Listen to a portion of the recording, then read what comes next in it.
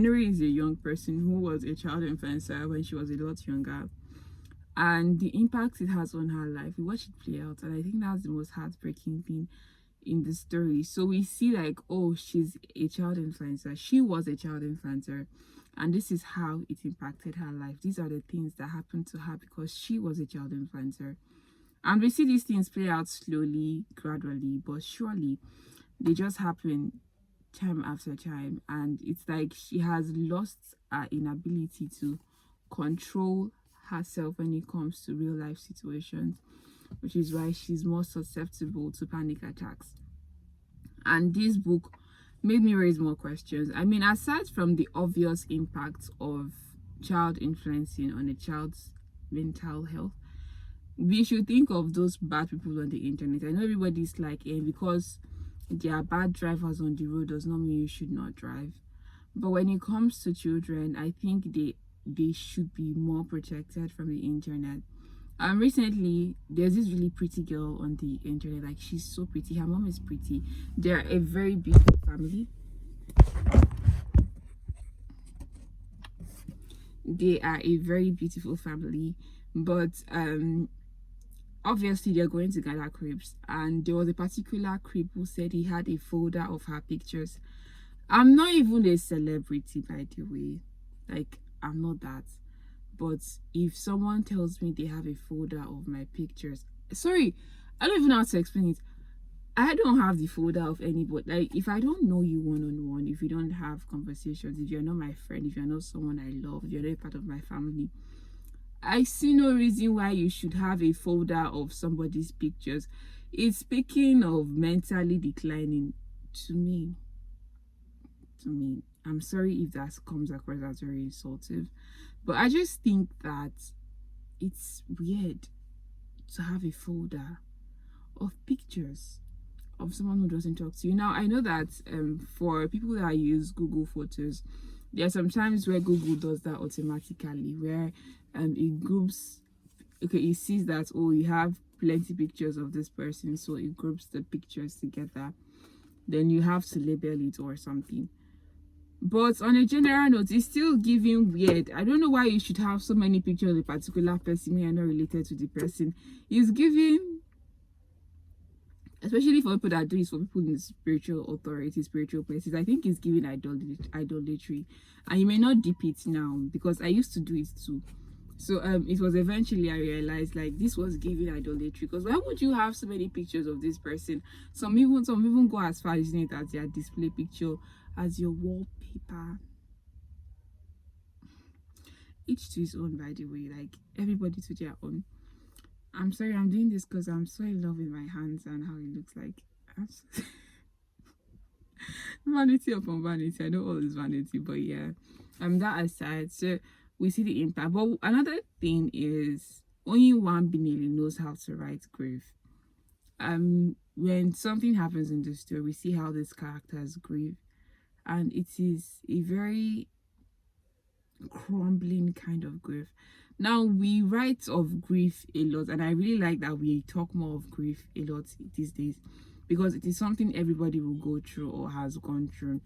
Do you understand? So when you see someone else grieving, there's this like, oh, so you get what I'm going through.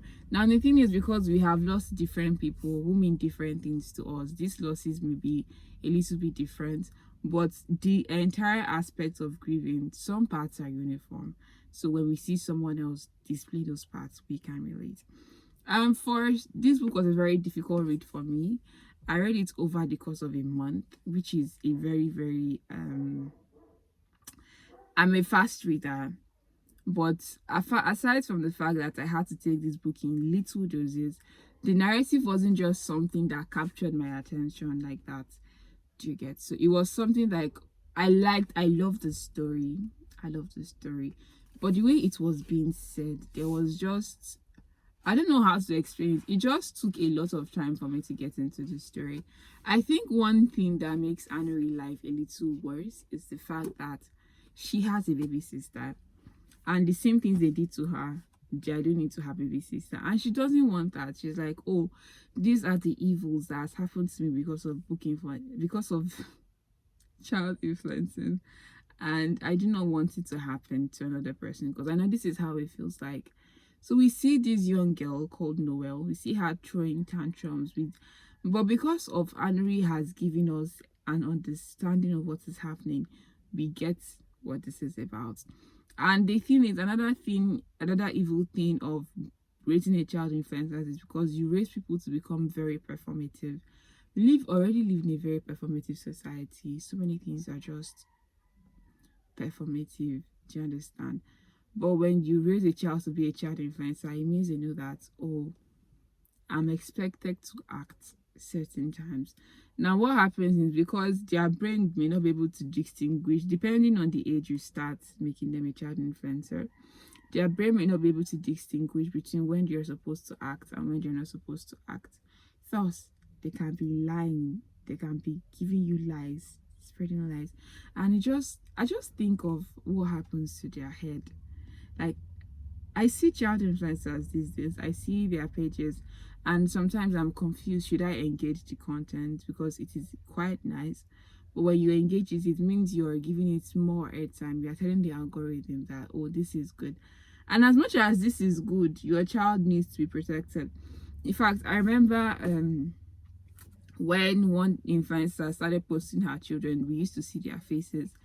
And I was like, I'm not close to this person, but I would like to tell her to take off her children's faces from the internet. And then she did it herself. And I was so happy. I don't know how to explain. Like, I was so happy when I noticed the change, that she was being intentionally guarding her children from the internet, so that, oh yeah, the camera could be in their faces, but you were not going to see their face. You were so not going to see their face. And I really like that. I really like that. I mean, yes, we know how some of the children look like already, but I mean, through time will change. In fact, there was one content I saw on Instagram where someone was like, a parent traced them to their children's school, and the mom is an influencer, and I think her children show in their videos sometimes. She was like, a parent traced them to the school and was asking, is this your children? Is this your child's school?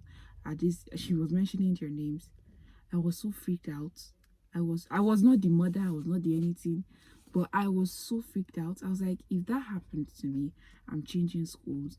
Like, I know that, yes, this is no fault of the schools, by the way, but I'm changing, because if you can get yourself there, right, there are little chances that one day you will wait there for me or someone who drops my children off, and then you will follow us back home so you can easily know our house. And all those things are just so very scary.